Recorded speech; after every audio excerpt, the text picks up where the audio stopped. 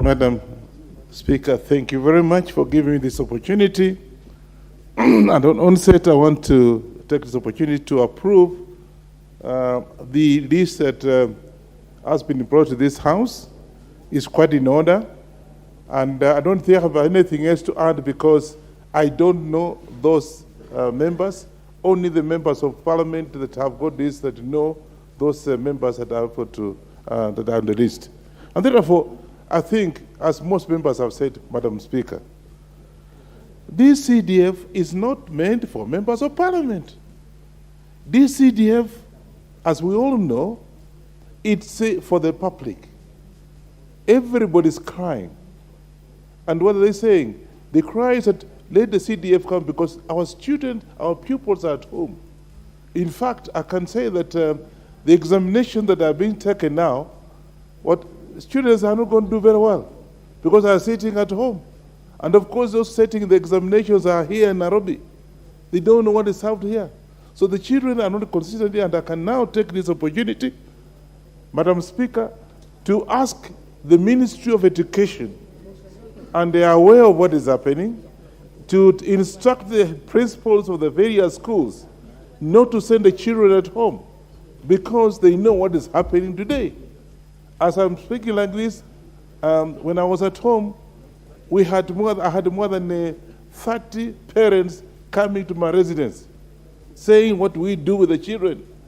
And they wanted me to pay for school fees. Some of them have maybe school balances of whatever it is. Others have completed, but they are not able to get their certificates. So we want even to take this opportunity that as it is now, we are having this hassle with these busybodies out there because none of those fellows that are talking about the CDF know anything about the CDF. And therefore, Madam Speaker, we also want to take this opportunity to tell the principals not to send students at home. Those who have, like myself, normally I have this, what they call commitments. They should even take commitment as a way of saying they will be able to pay school fees for our children. So, Madam Speaker, that is one of the reasons because the busybodies out there are even suggesting that the CDF be devolved to counties. That would be disaster for this country. And you devolve CDF to the county, and already the county, in most cases, have not performed very well. It will be a disaster in this country.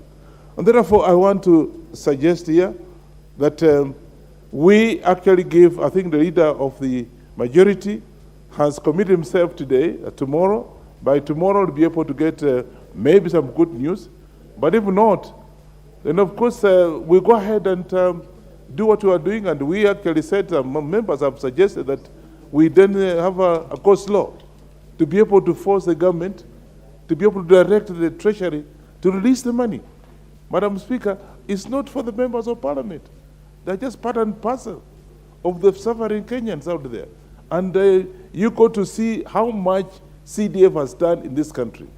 And everybody has agreed that the CDF has done so much in terms of infrastructure, in terms of colleges, in some of the colleges, some of the administrative units, in my case, a lot of administrative units, about, I don't know how they are. Now, because of lack of land, we are now building classrooms in story buildings because we are not able to expand the land which is actually getting smaller and smaller.